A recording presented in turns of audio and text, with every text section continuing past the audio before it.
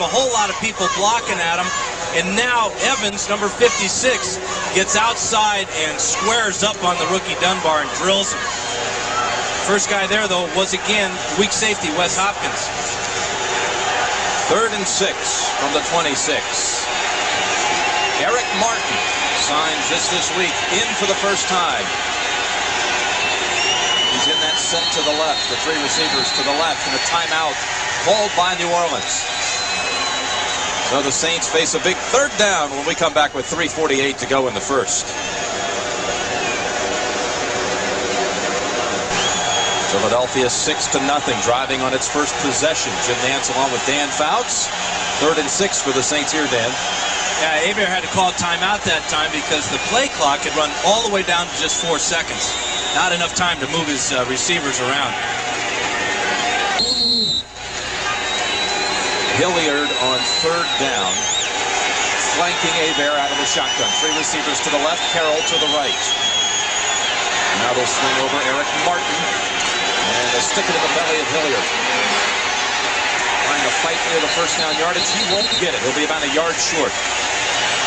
Smith and Waters on the tackle, and hold on.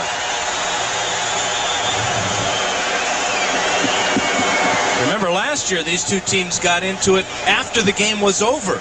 That was the famous Andre Waters sneak attack on Eric Martin.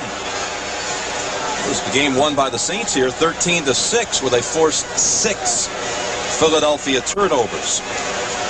Keith Byard said after that game, they aren't as good as people down there seem to think they are. No way they match up with the Philadelphia Eagles of we're full strength. And I'm sure the Saints haven't forgotten that comment.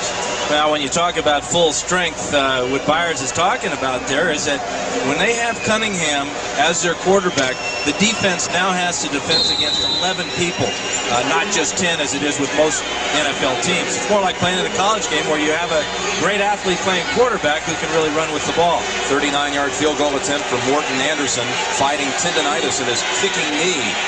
On the hold is Tommy Barnhart. Joel Hilgenberg snaps it back.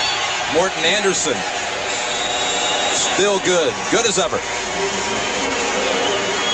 He's now scored in 128 straight games as Morton Anderson. 6-3 Eagles with 3:11 to go in the first. Let's get an update now. Los Angeles Rams. Well, I saw the Rams in their last exhibition game against the San Diego Chargers, and they're going to have a long year. 3-1 in the preseason, but Chuck Knox told me that they're not as good as that record, and I think Buffalo, having to open up in Buffalo with all the emotions that the Bills are coming off of, that's not an easy place to start. But the Rams, you know, it's like anybody in this division, the NFC East, that NFC West with San Francisco on the rebound, this team, New Orleans, and the Falcons, it's going to be a long year for Ram fans.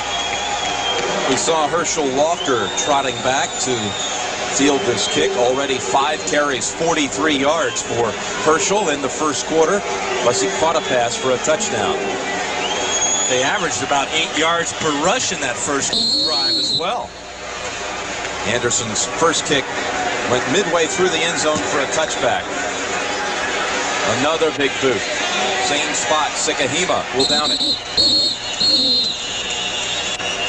It's doubleheader day on CBS, Dan, and game 2, most of you will see San Francisco at the New York Giants.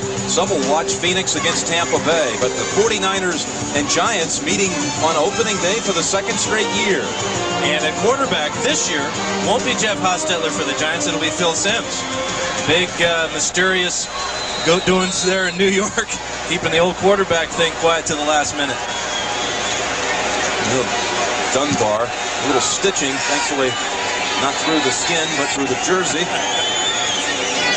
The skin is next. It's opening for Walker. A quick burst for 10. He's already over 50 yards rushing in the first quarter. And what we're seeing is the Eagles running behind that right side of Eric Floyd and Antone Davis. Now, we're talking big people on the right side here. There's Floyd, 61, and Antone. Here they are right here. Herschel's going to get in right behind them. And now we're talking about 330 pounds for Davis. And then you have Floyd at 310. Jim, That's more toes than I have to count with. Good block, too, by Heath. Sherman will carry it this time on 1st and 10 and net 1 yard.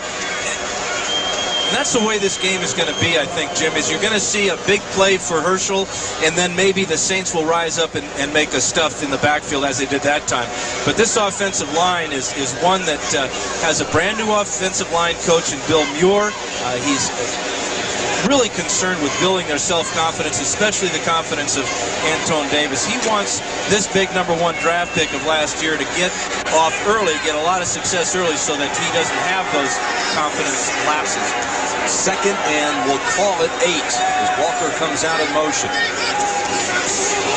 Randall looking to throw, but jammed now and sacked.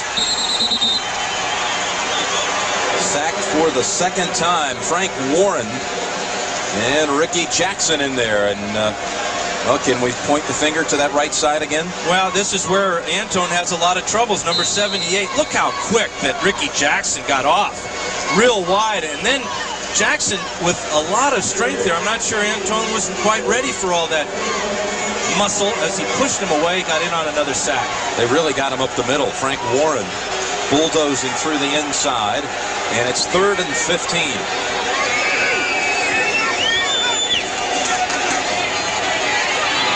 Set up the screen for Walker. Walker out in front. Bounces around well short of the first. Jimmy Spencer helped bump them out of bounds. Punting time for the Eagles. Jimmy Spencer was drilled by Herschel Walker as he got to the sideline there. A little 180-pounder there. Really got bounced by Herschel. But what he did is he forced him out of bounds, bringing up this punting situation. 6-3 Philadelphia with 1:11 to go in the first. Jeff Feagles. Patrick Newman. This has been a great area of concern for the Saints. The return game. Newman just handed the job this week. Oh, and a late flag at the 36-yard line.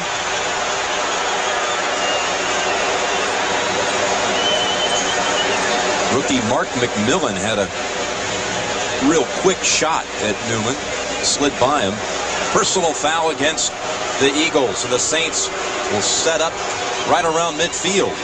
You look around for guilty-looking people, and the most guilty personal guy foul looks like 57. Kowalkowski. 57 on the kicking team, 15 yards, first down. One thing you don't want to do is take your helmet off and show everybody that you're feeling a little guilty. But look at the shot here. Well, his knee touches right there. The play should have been whistled dead at that moment. But there's the late hit there. Good call by the officials. Scott Kowalkowski, 2nd year Notre Dame. I remember working a USC game at Notre Dame where he mixed it up with Todd Marinovich a little bit. Remember that? 1st and 10 from their own 47, the Saints. Quick pass over to Turner. Oh, he lost the football.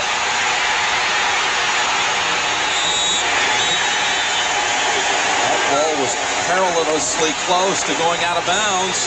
If the Eagles try to pick it up and run with it, it's going to be New Orleans ball because the Eagles never gained possession of the ball. It went out of bounds. Let's watch the hit on the receiver on the outside. Allen's going to come up and make the tackle.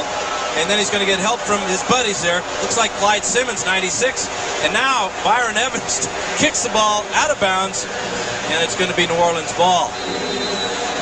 The Eagles are probably the best team in the league at picking those types of balls up and taking them in for scores. Ball really never went out of bounds, but Evans was touching it while he was himself out of bounds. So the Saints get a break back at the 41. 2nd and 17 with 30 seconds to go in the first. Flags down across the middle for Turner. Broken up by Booty.